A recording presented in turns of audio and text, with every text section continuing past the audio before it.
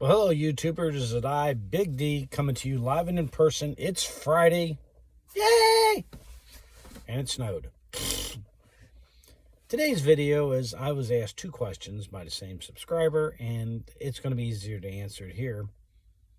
What happens when it snows and you can't go to work? And what about the rising fuel prices?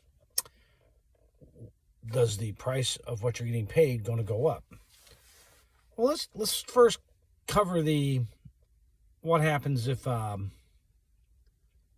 snows and you can't go to work. That happened to me twice, Monday and Tuesday. So and Monday it snowed. They closed down. I didn't get paid that day because I didn't work that day. Tuesday, same thing. There's $800 gone. Oof! Out the window it went. Yep, if you're not running and picking up the stuff, you're not getting paid. You're a contractor. You get paid for doing the work. So if you can't get out on the road and drive, well, you're not going to get paid.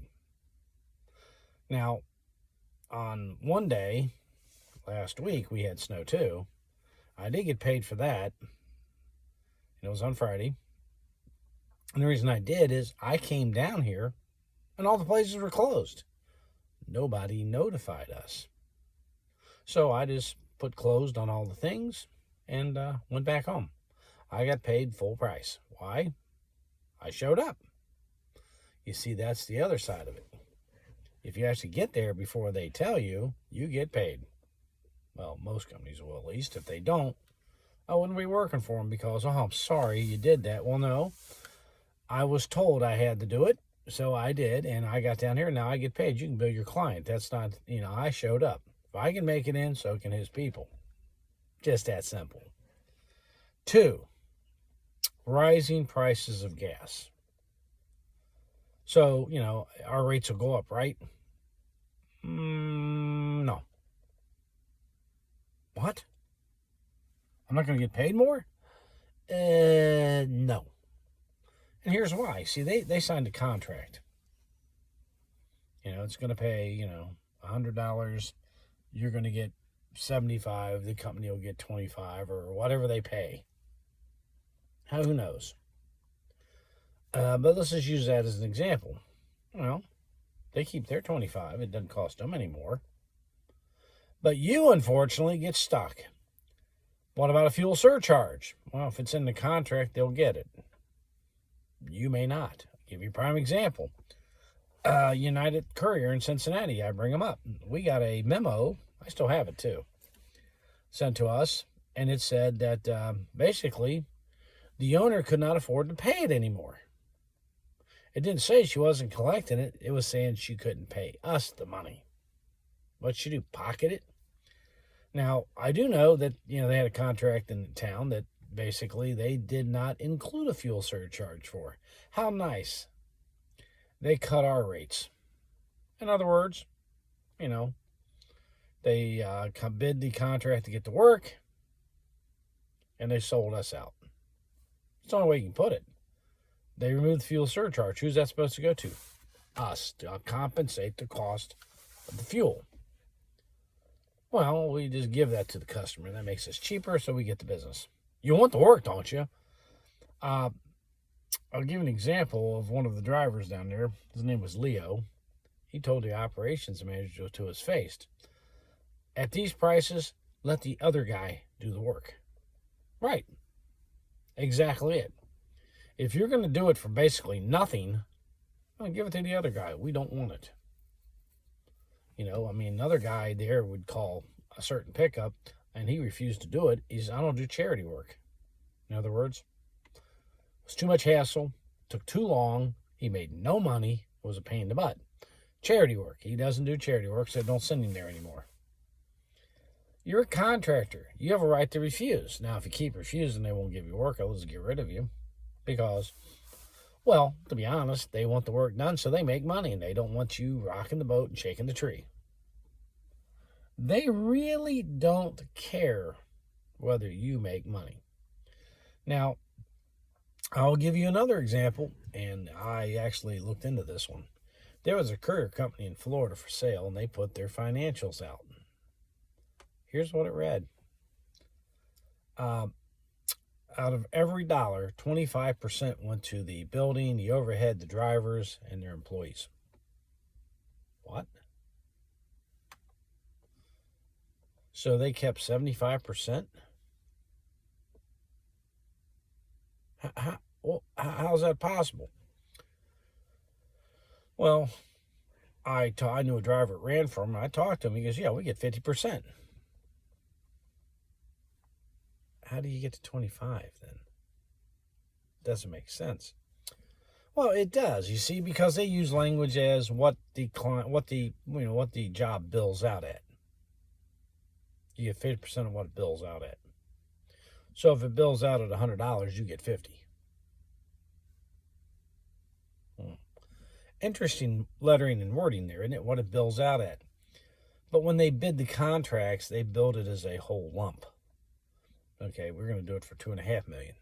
The other guy was at 2.6. We're going to do it for 2.5. You win. So what did each of these jobs bill out at?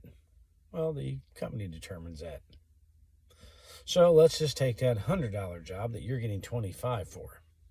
I'll show you how you get 75% real quick.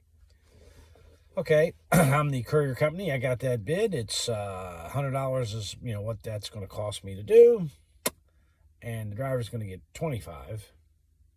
But how do I get to 50% of that? Well, it's easy. I divide that by 2. That's setting that aside to cover my operational costs. See, so you get 25% of what it bills out at. Well, we're going to bill it out in our paperwork at $50, and you get 25. They pocketed 50 up front. They divided in half and paid you 50 of what's left. Now the math makes sense. Now, can I prove that? No. But does it make sense? Yes. And those numbers end up to the contract amount. Oh, it's amazing how that math works. So these are the things that happen. So don't necessarily think you're going to get a fuel surcharge. Don't necessarily think your rates are going to go up. You can necessarily think that your profits are going to go down, because they will. Yeah, I'm losing 50 a week now. Why? Well, your political views are your political views. I'm going to base it on what I'm dealing with right now. It's been almost a month. 1 day, to be exact. 1 day since this new administration took over, and gas is now $2.69 from $1.89. 89 cents a gallon. So that equates to me $50 more a week as it stands. Am I getting paid any more? No. But I'm throwing away $200 more a week right now, or a month. $2,400 a year. Thank you for shutting down the pipeline. Thank you for stopping fracking and, all that other nonsense. Thank you very much. I'm paying for it. And you will too. Politics aside, when prices go up, you pay for it. That's all there is. Well, I can deduct it off my taxes. Depends on how you do it. I mean, a lot of it's like 58 cents a mile. It's cheaper just to take 58 cents a mile than it is to keep track of all that stuff. Comes out to your benefit, wipes clean, and you go on. That's right. That's why most drivers just do the mileage. It's going to come out to your advantage. So, like I said, don't think you're necessarily going to get an increase, because from my experience, doesn't happen. Decreases? Yeah. And I can give you my projections of what's going to happen out here. Anytime fuel prices go up, people stop spending money. Why? Well, they don't have it. Shocking, isn't it? So what people don't do is they don't go out and buy cars and things. This is going to hit Expediting hard, because a lot of your expedited freight is what? Car parts. Yeah. Car parts. I can tell you about 80% of the freight moving around this country is automotive, going to the plants, some way, shape, or form. So, when the car industry shuts down and slows down and lays off, which Ford is cutting out, another shift, that slows freight. There's less of it. It drives the price down.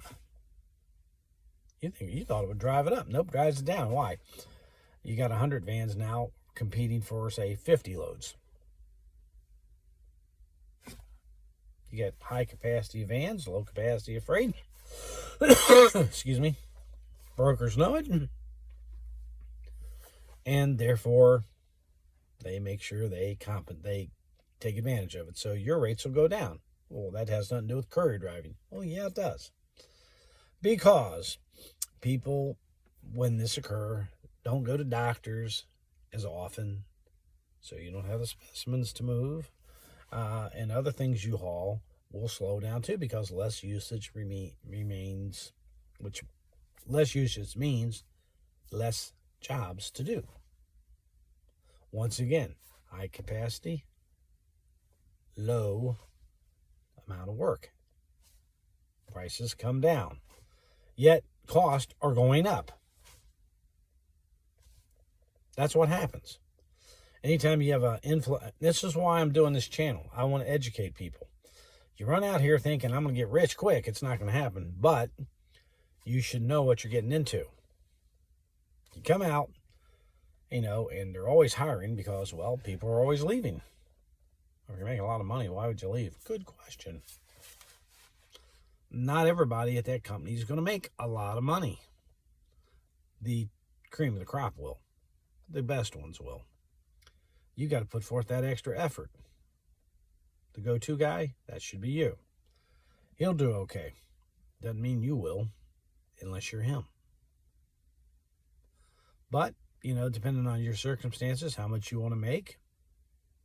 If $500, $1,000 a week is good, there you go. Should be able to make that. The high dollars, be a little tougher, but you got to put time in. You got to have a strong hustle, as logistics would say.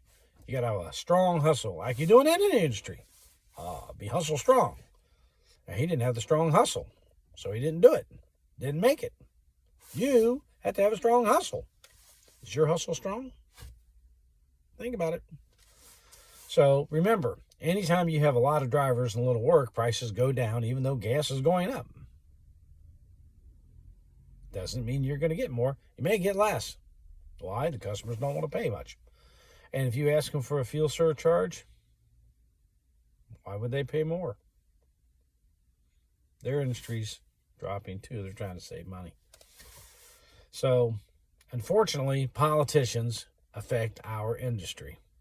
Shocking, I know. So whatever they do affects you, and especially your wallet.